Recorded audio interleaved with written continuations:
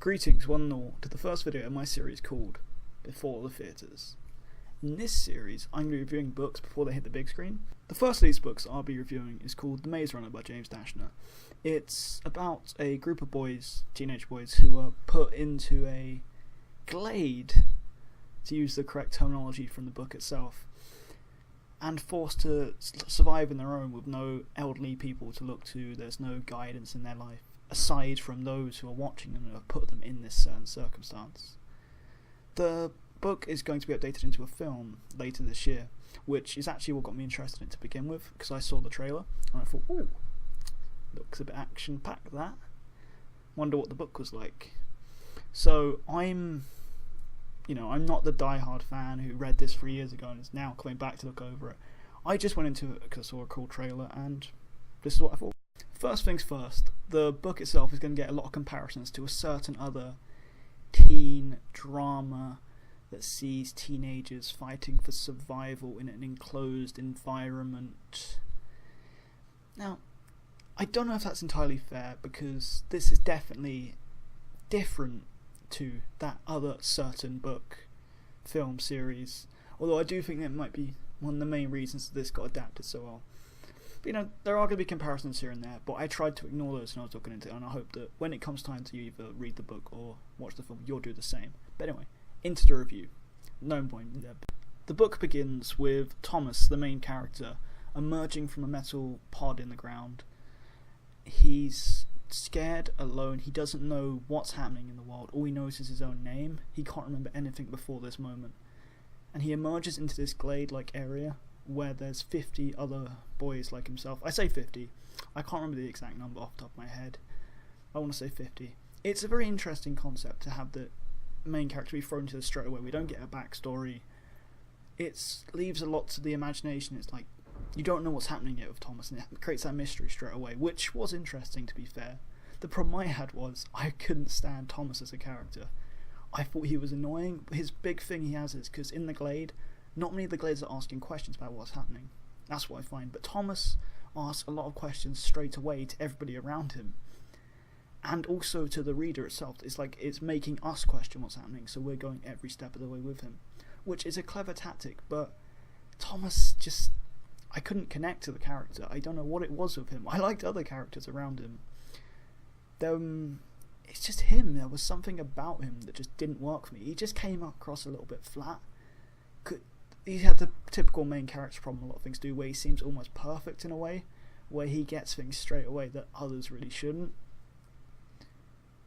I think what made it worse for me was the fact that when it came to Thomas and his emotions, they were not always clearly laid out as well, because I couldn't understand where he was going with it.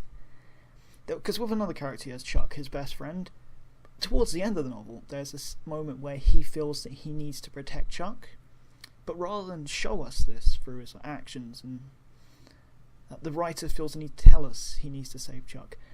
And it's just, that was the problem I had with Thomas, where not only was he perfect at doing everything, he'd get it done first time, he'd say, I felt like I could do this. I feel like I have to do this. Wait, I'd rather you show me this than tell me. But at the same time, it can be awkward to do, and it could just be me nitpicking, because, what is there to say?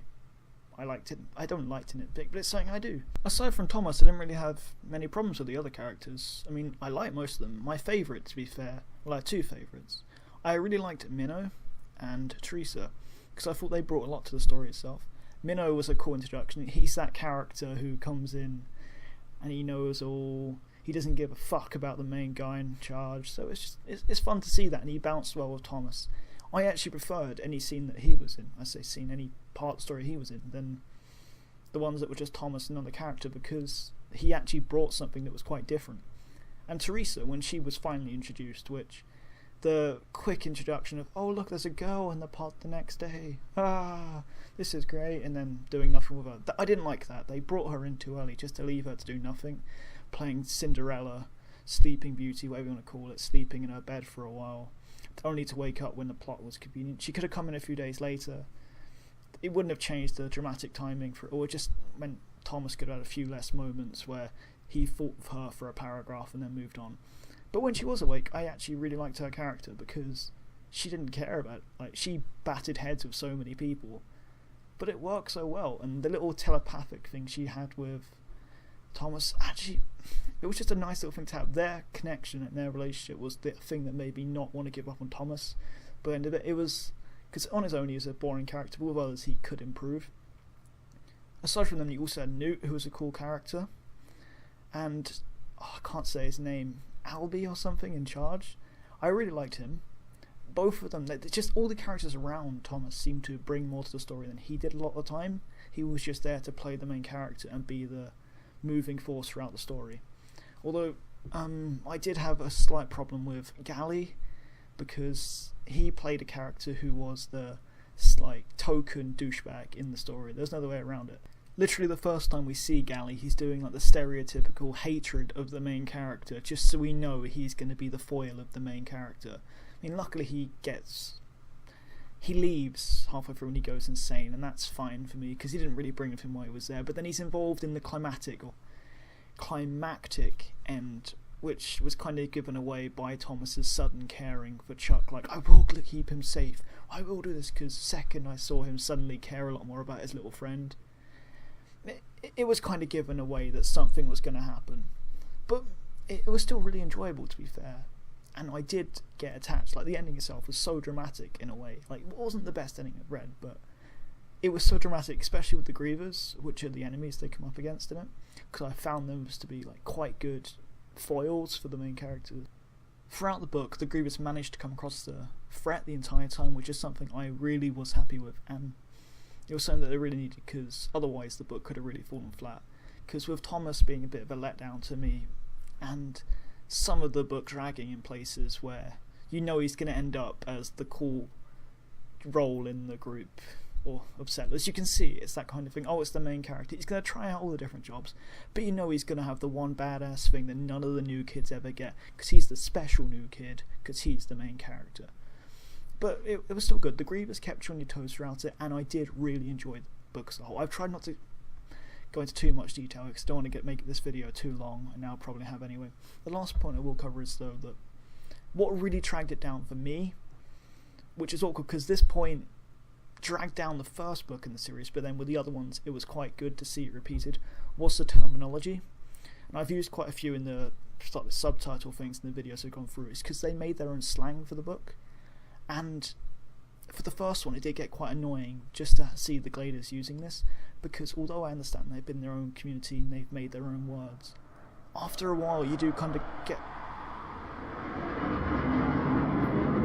To summarise, the words were fine when they were used in the right circumstances, not thrown constantly together. When you put several of the slang terms together one after the other, it got kind of clunky, but that was about it. But anyway, I'm going to wrap it up here. Overall, I'd rate the book 7.5 out of 10, because I did enjoy myself. I mean, I spent a lot of time focusing on the cons in this video, because there were a few things that really stuck out and dragged it down for me, but it was still a very enjoyable experience. There was a mystery surrounding it, even if it wasn't the most difficult to understand mystery. It was just a nice, fun time to be had, and it did really set up for the rest of the series, which I did find from here that the other books, they had fun elements. They weren't as strong as this. They went slightly down, but I was still enjoying reading them all, so I'd definitely say check them all out. Thank you for watching anyway. Good book. I can't wait to see the film and see how they do it justice. That's all there is to say. And I'll see you next time for Before the Theatres.